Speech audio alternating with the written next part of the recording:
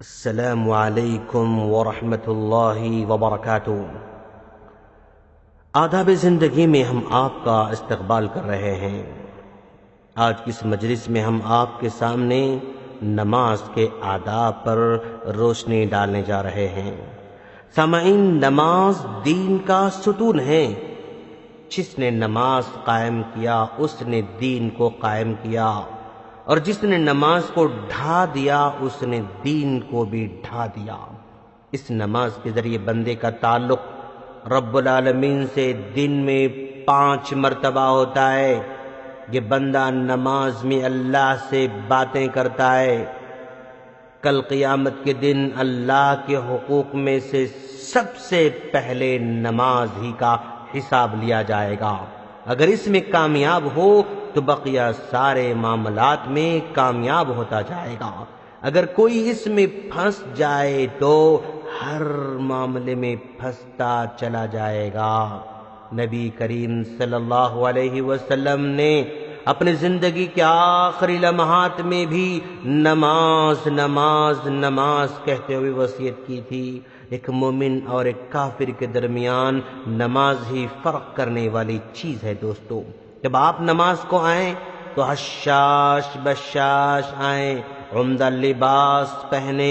عام طور پر دیکھنے میں آتا ہے کہ لوگ ایسے لباس میں بھی آتے ہیں جو رکوع کریں تو پچھلا حصہ نظر آتا ہے، سجدے میں جائیں تو اور زیادہ حصہ کھل جاتا ہے۔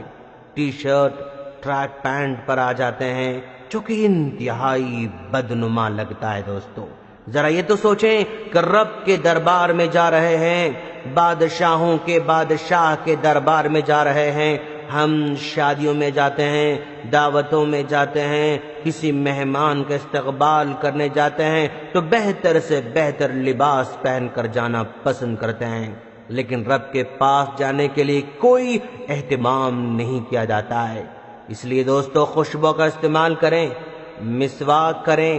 اگر قضاء حاجت کو جانا ضروری ہو تو پہلے ہی فارغ ہو جائیں۔ مسلم کی حدیث ہے، جب سخت بھوک لگے، کھانا حاضر ہو یا قضاء حاجت کی ضرورت محسوس ہو تو پہلے ان سے فارغ ہو جائیں تاکہ سکون سے عبادت کر سکیں۔ مسجد میں داخل ہوں تو سکون سے صفوں میں شامل ہو جائیں۔ اتنی زور سے سلام نہ کریں کہ سارے مصلی آپ ہی کی طرف متوجہ ہو جائیں، بلکہ اتنی آواز سے کافی ہے جس کو قریب کے لوگ سن سکیں۔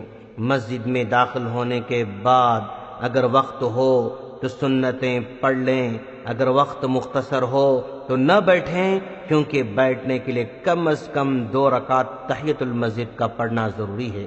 مصلیوں سے اس قدر آواز سے باتیں نہ کریں جس سے دوسروں کو تکلیف ہو، اور قرآن بھی اس قدر آواز سے نہ پڑھیں جس سے دوسرے مصلیوں کو خلل ہو۔ حالت نماز میں ہماری نظریں سجدے کی جگہ ہونا چاہیے۔ کچھ لوگ نماز میں اس قدر بار بار حرکتیں کرتے رہتے ہیں کہ نماز میں کوئی خشوع محسوس ہی نہیں ہوتا ہے۔ نماز کو بالکل سکون سے ادا کریں، رکوع سجدہ سکون سے کریں۔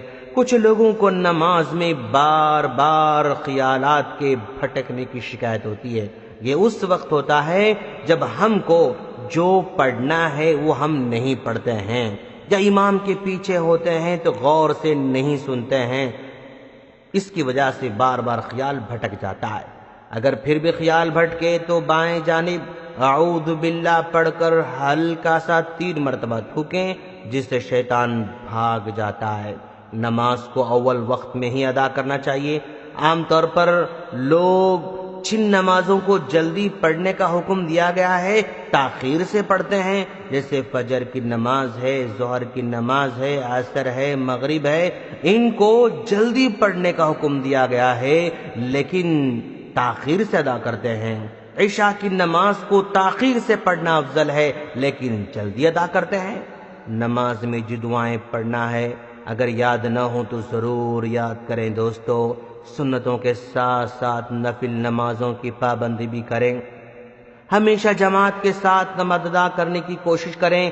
اکثر دیکھنے میں آتا ہے کچھ لوگوں کی نماز جماعت کی نماز جماعت کے ساتھ چھوٹ جاتی ہے تو فوراً دوسری جماعت بنا کر پچھلی صفوں میں شروع کر دیتے ہیں، اور اس کا امام اس قدر آواز سے پڑھاتا ہے کہ سارے مصلیوں کا دھیان بار بار اسی کی طرف جاتا ہے۔